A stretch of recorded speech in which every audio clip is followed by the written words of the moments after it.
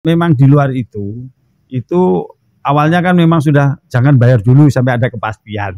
Jadi sambil menunggu ini, kemudian kita mencoba mencarikan. Biasanya cukup banyak yang bisa berhasil dari termasuk alumni. Tadi beasiswa alumni, ya, alumni, beasiswa Pemda, beasiswa dari Yakat, betul, ya, seperti itu. Betul. Ya, prinsipnya dan beberapa beasiswa lain itu disahkan.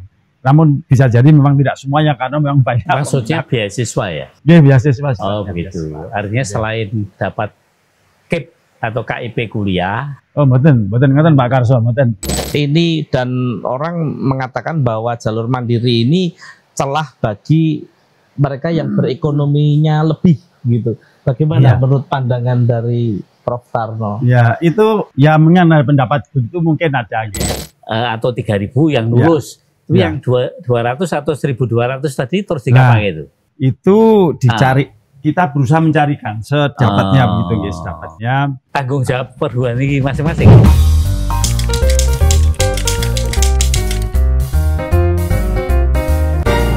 Selamat sore, Assalamualaikum warahmatullahi wabarakatuh. Salam pemirsa, kita jumpa lagi pada acara obrolan santai di Lincak Pak Karso.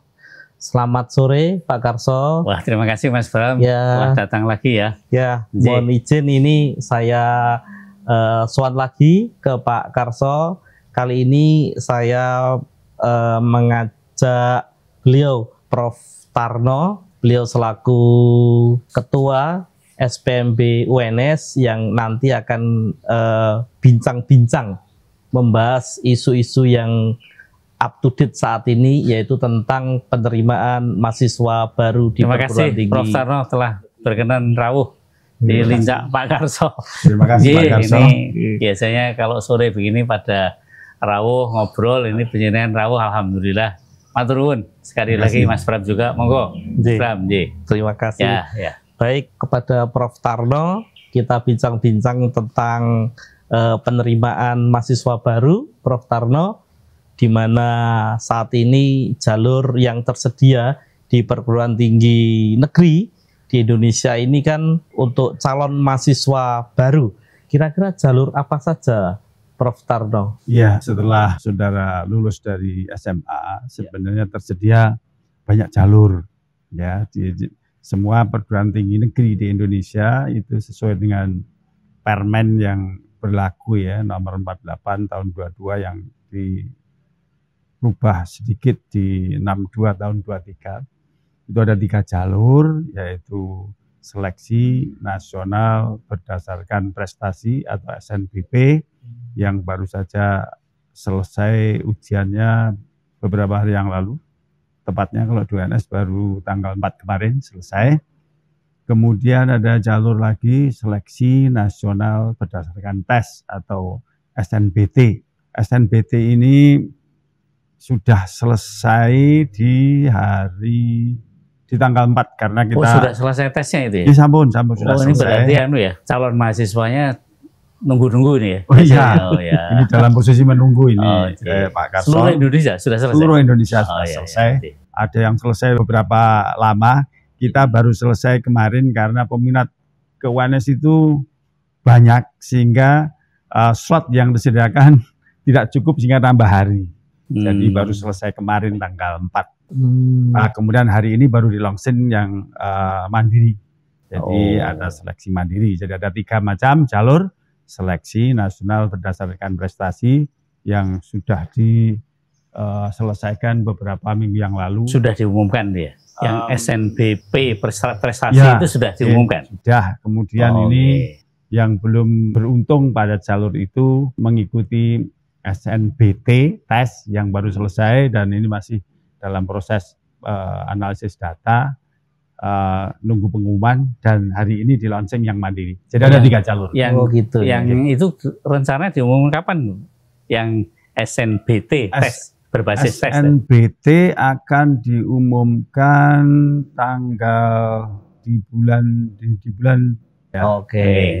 Kalau terkait dengan bedanya Prof. Tarno, jadi bedanya antara program studi yang jalur akademik, kemudian jalur vokasi dan jalur profesi di perguruan tinggi itu apa? Itu maksudnya maksudnya nanti anak-anak kalau mau mendaftar itu tinggal pilih 3 tadi, apakah yang jalur 3 jalur disediakan oleh universitas atau perguruan tinggi, maksudnya itu Mas Bram. Ya, ada ada hal-hal yang mungkin pemirsa perlu perhatikan ketika jenengan atau putra atau siapa saja yang akan mengambil prodi baru di perguruan tinggi. Memang ada program studi yang akademik, ada yang vokasi, dan juga ada profesi. Akademik ini lebih mengutamakan atau fokusnya pada pada penguasaan ilmu pengetahuan atau ipteks. Jadi teori lebih diutamakan daripada prakteknya, meskipun itu juga dua-duanya utama ya, tetapi porsinya aja yang beda. Itu terkenalnya S1 gitu ya? S1, D4 begitu ya? Ya, yang D4 itu yang vokasi. D4 masuk vokasi juga, meskipun itu setara dengan sarjana.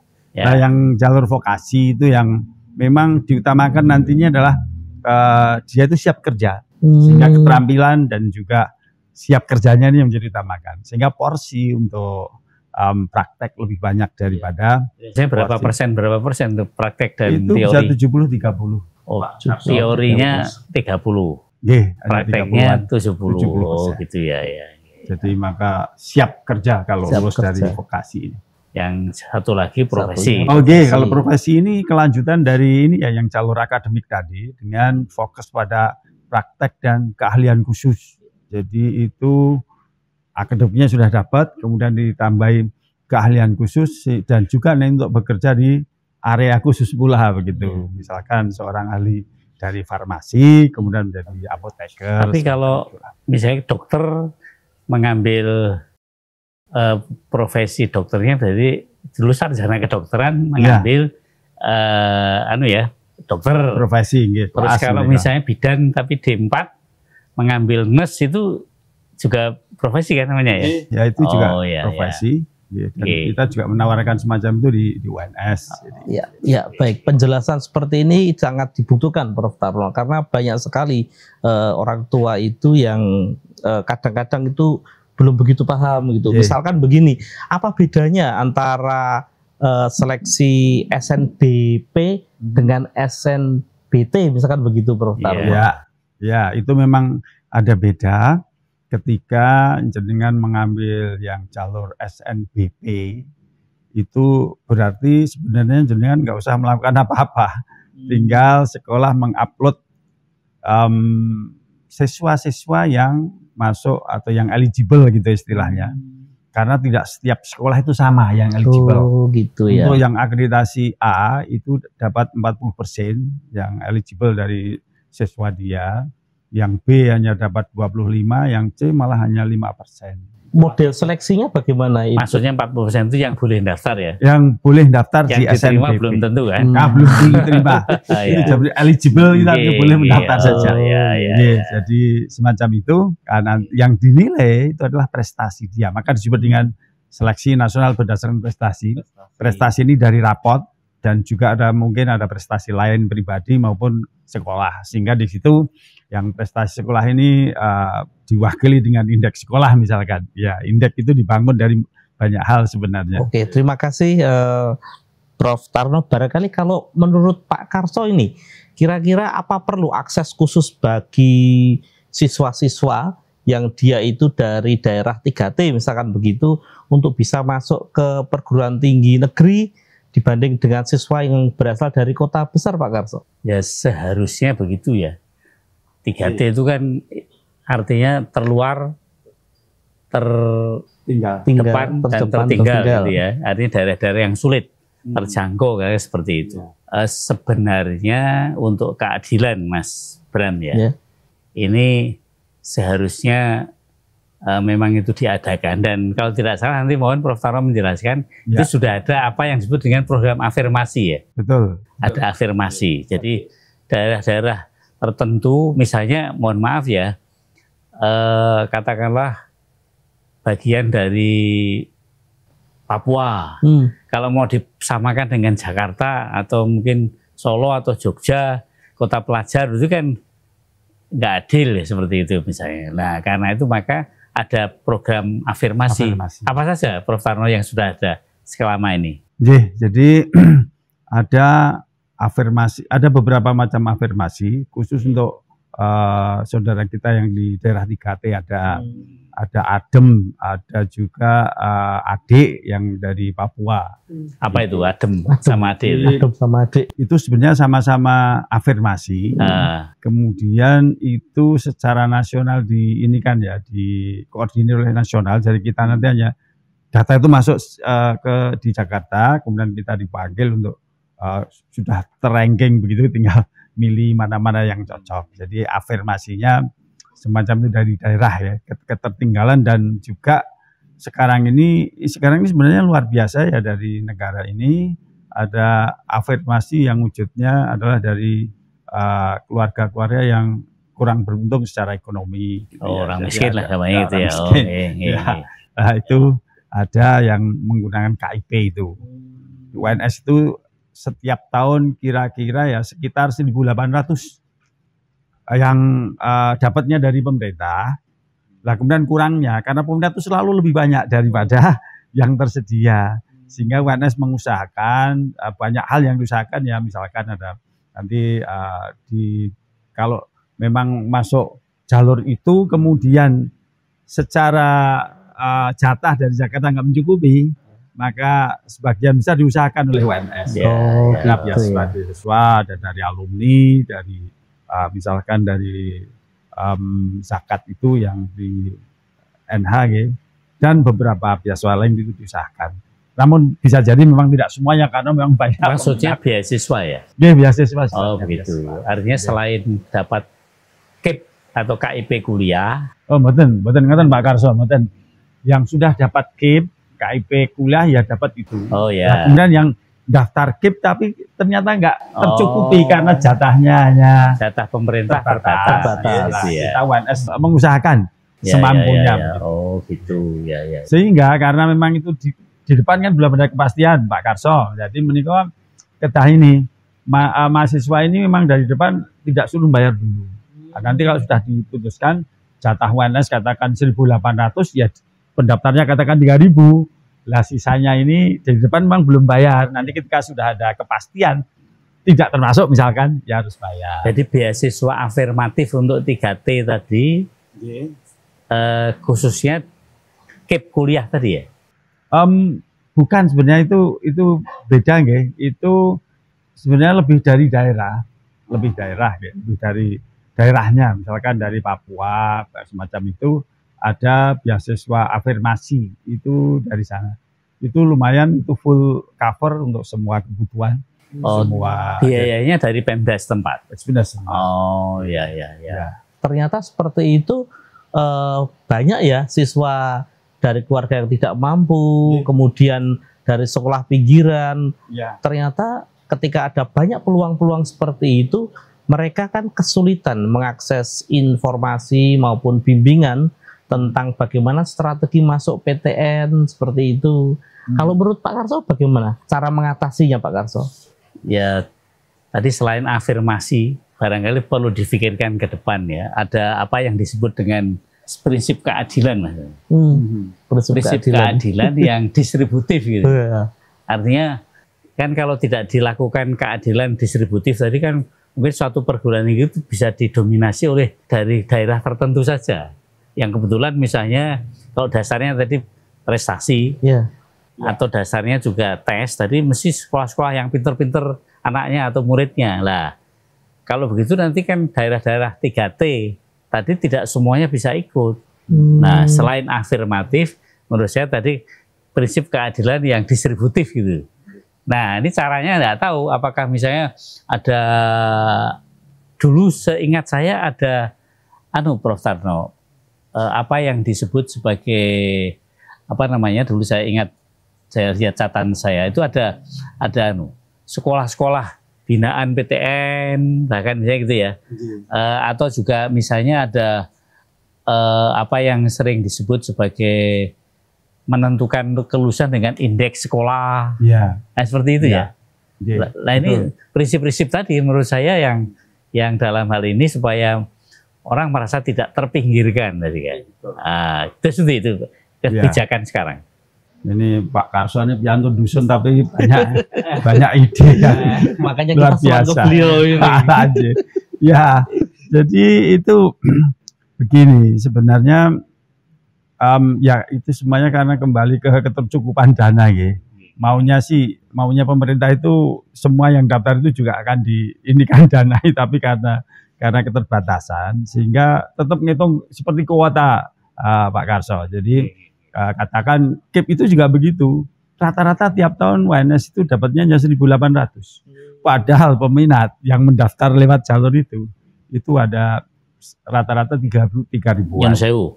Itu tadi jatahnya 1.800. Ya. Misalnya ada 2.000 atau 3.000 yang lulus. Itu yang 200 atau 1.200 tadi terus dikapai itu. Itu dicari. Kita berusaha mencarikan sedapatnya begitu guys, sedapatnya. Tanggung jawab perguruan tinggi masing-masing. Perguruan tinggi, tapi ya itu semampunya karena tidak. Jadi yang memang di luar itu awalnya kan memang sudah jangan bayar dulu sampai ada kepastian. Jadi sambil menunggu ini kemudian kita mencoba mencarikan. Biasanya cukup banyak yang bisa berhasil dari termasuk alumni, tadi beasiswa alumni, beasiswa Pemda, beasiswa dari Yakat, tadi ya seperti itu. Betul. Ya. Prinsipnya perguruan tinggi termasuk UNS mencarikan gitu ya. Gitu jadi artinya saya mohon kira-kira adik-adik yang mau daftar itu pokoknya sinau tenanan gitu kan. Kemudian prestasi, memang punya prestasi ya diagunkan untuk melamar di PTN termasuk UNS tadi gitu. Jadi nanti pasti akan disarikan jalan untuk bagaimana bisa kuliah asal memenuhi syarat untuk bisa diterima di perguruan tinggi nilainya tadi. Itu kan prinsipnya kata dia Mas Nur. Iya. Baik. Terima kasih Pak Karso. Penjelasannya menarik ini tadi apa yang disampaikan Pak Karso tadi. Mungkin ini lanjut ke Prof Tarno terkait dengan jalur mandiri. Jadi jalur mandiri ini kan sering kali Prof Tarno disebut sebagai jalur yang katakan sedikit ada celah komersialisasi begitu. Barangkali ya ini dan orang mengatakan bahwa jalur mandiri ini celah bagi mereka yang berekonominya lebih gitu. Bagaimana menurut pandangan dari Prof Tarno? Ya itu ya mengenai pendapat begitu mungkin ada tapi sebenarnya tidak begitu. Jadi bahkan KIP itu bisa masuk jalur mandiri. Dan juga yang mungkin beda itu kan hanya masalah IP. Jadi ketika IP itu apa? IP itu kalau dulu yang namanya sumbangan institusi. Nah, istilah sumbangan uang gedung Nah, itulah itu namanya IP sekarang. IP. Dan itu pun harus persetujuan dari kementerian, kementerian sehingga besarannya itu harus reasonable. Jadi kalau mungkin Pak Karso, iuran pengembangan institusi. Gitu Mas Bram. Iuran pengembangan institusi. Jadi itu sekarang diatur oleh pemerintah. Jadi kalau dulu mungkin Pak Karso juga pernah perso masuk kedokteran dulu kan bisa ada yang sampai 500 juta IP-nya. Ada mungkin lebih dari itu. Lah sekarang tidak ada lagi semacam itu. Karena dibatas maksimal itu hanya 4 kali BLT. Jadi kalau di UNS itu ya paling tinggi sekitar 250 juta itu sudah paling tinggi. Nah, nun sewu ini pemirsa, kalau nanti ada wong sing nawak-nawaki luwih saka 500 itu berarti ngapusi gitu berarti kan gitu ya. Iya, itu hanya berapa kali dari BLT tadi? 4 kali. 4 kali. Padahal BLT-nya rata-rata hanya sekitar 50 ya. 50-an. Upaya Prof Tarno selama ini untuk mengatasi dan meluruskan pandangan image tersebut apa Prof Tarno? Udah banyak ini sebenarnya di samping secara online ya di web itu sudah ada Pak, dari SA ini juga sudah ada. Jadi sekarang sudah fix. Jadi IP itu ada 3 tingkat, 1, 2, 3. Apalagi yang namanya ini namanya UKT-nya. UKT itu kan sudah pasti sudah harus ini menteri. Jadi kita perguruan tinggi juga nggak bisa seenaknya, tidak bisa seenaknya menentukan ya, ada aturannya dan dikontrol ya, dan dikontrol. Dan UNS itu murahnya apa? Sejak tahun 2014 ketika Pak Karso ini jadi rektor sampai sekarang belum ada peningkatan, belum ditinjau ulang bahkan karena begitu. Apalagi saat ini tidak memungkinkan untuk meningkatkan karena zaman efisiensi, gitu. Sehingga gitu-gitu aja. Sehingga murah UNS. Murah. Oh, ya gitu. Mas Bram, kalau di Solo UNS ya. UNS paling murah gitu, Bro. Murah Pak Karso. Tidak hanya murah dalam arti IP dan atau mungkin UKT, tapi juga biaya hidup murah. Nah, itu terutama ya. Suasana lingkungan yang di Solo itu yang mendukung secara budaya, isi guyub rukun dan sebagainya seperti itu. Nah, itu salah satu yang menyebabkan orang berduyun-duyun ke Solo, daftar ke UNS. Saya kira begitu ya Mas Arli. Kalau terkait dengan daya tampungnya, Prof? Daya tampung dari 3 jalur tadi. Ya. SNBP itu 20%. 20%. Dari total kira-kira 10.500-an ya. Jadi kira-kira 2.000-an sekian. Kemudian yang SNBT itu 30%. Kemudian sisanya diambil dari Mandiri, sekitar 50% dari total kuota yang akan diterima di UNS. Kalau terkait dengan ini, seperti apa sistem untuk bisa masuk lewat jalur mandiri yang berbasis ujian maupun yang non ujian di UNS itu, Prof Tarno? Oh ya, dulu ada penghargaan atas prestasi, misalnya Hafidz Quran, atau mungkin juga dulu prestasi Olimpiade, olahraga nasional, internasional, masih ada nggak itu? Masih ada, itu namanya penelusuran bakat dan minat. Masih ada, ya. Masih ada. Jadi mandiri itu ada yang boleh adik-adik nanti boleh mendaftar menggunakan nilai SNBT. Ketika nanti sudah ini kan mereka udah tahu nilainya, jadi tinggal memberikan nomor, nanti akan otomatis tersambung ketahuan nilai. Tidak ujian lagi? Tidak perlu ujian lagi, bisa. Jadi untuk adik-adik yang ragu dengan itu, mungkin nilainya, aduh kok nggak diterima, apa nilai saya terlalu rendah ya, boleh dengan tes lagi. Boleh kedua-duanya. Jadi boleh ikut menggunakan nilai SNBT dengan ikut tes pula, atau boleh satu-satu aja. Tapi plus tadi, melampirkan prestasi misalnya Hafidz Quran 30 atau 15 juz, atau prestasi Olimpiade tingkat internasional atau nasional, atau prestasi olahraga atau seni, itu dilampirkan ya? Itu kalau mengikuti yang jalur mandiri dan menggunakan yang prestasi tadi.